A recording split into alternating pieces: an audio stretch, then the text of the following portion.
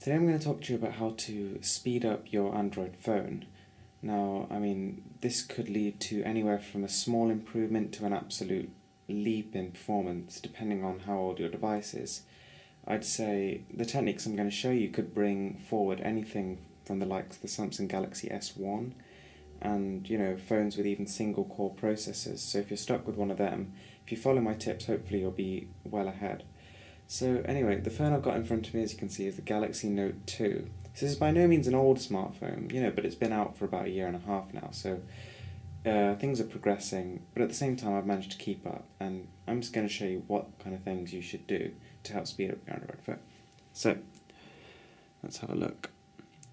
So as you can see at the minute, this is not standard TouchWiz, and I'll come on to that in a second.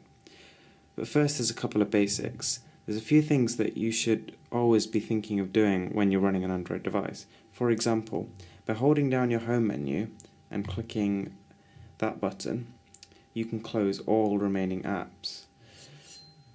So let's just go on to my home menu. So by closing all remaining apps, you're freeing up memory, and this memory can be used to manage other applications, or basically it helps free up the resources on your phone, which always comes in handy. It prevents you getting too much lag, so if you suffer from that, then just try closing your app, see how much difference it makes. Okay, now there's another really important thing here, and that's launcher.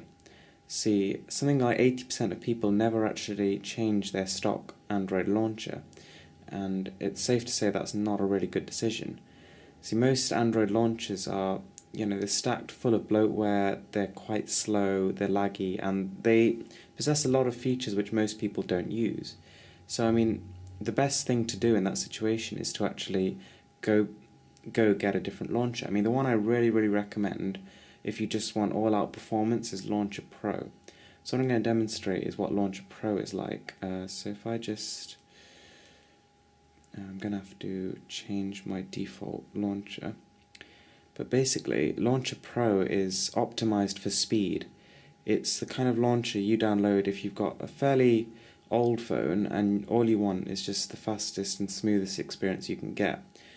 So, a phone like mine, the Galaxy Note 2, can cope fairly well even on more demanding launchers, but for older handsets, Launcher Pro really is what you want to use. So let's just have a look at the interface. So as you can see, it's a very nice clean interface, and you can just see how quick it is.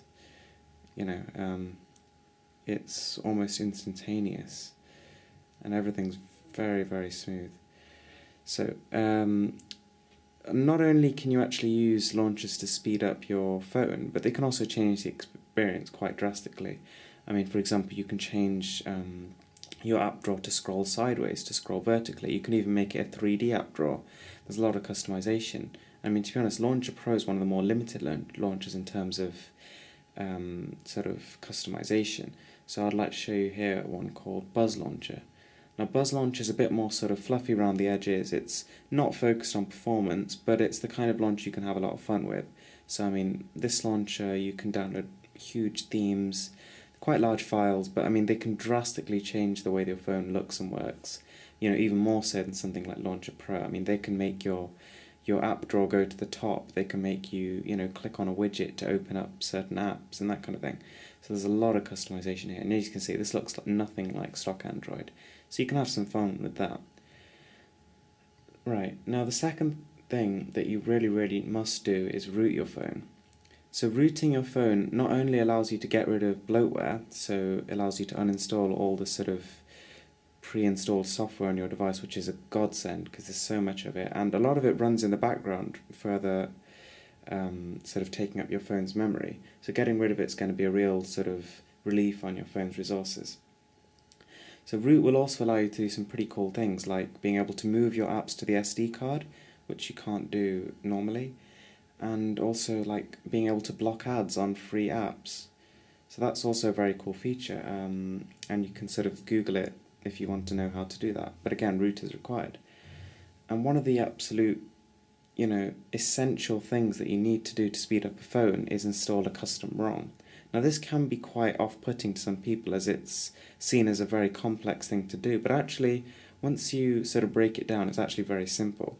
And the first step to installing any custom ROM is downloading a root.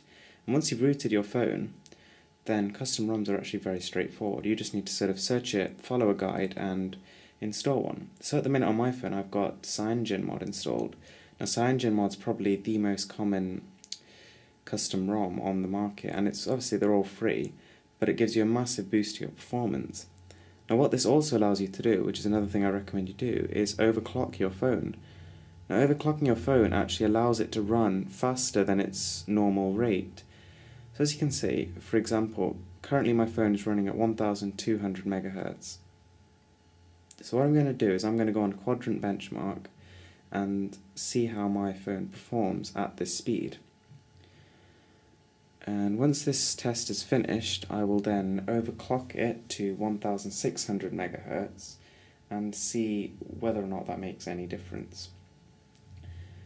And I mean, you've probably guessed it does make a difference, and I mean, I'm just showing you to prove my point, is that overclocking a phone can help it get past the fact that it maybe lacks cores.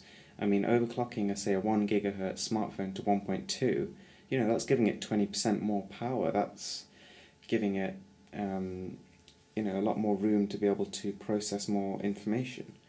So, I mean, it's worth a try. Obviously, I mean, you should go up in slow increments and, you know, be careful with it, obviously, because you don't want to fry your chip. But at the same time, it can provide a useful boost. Yeah, so let's have a look at the Quadrant Benchmark.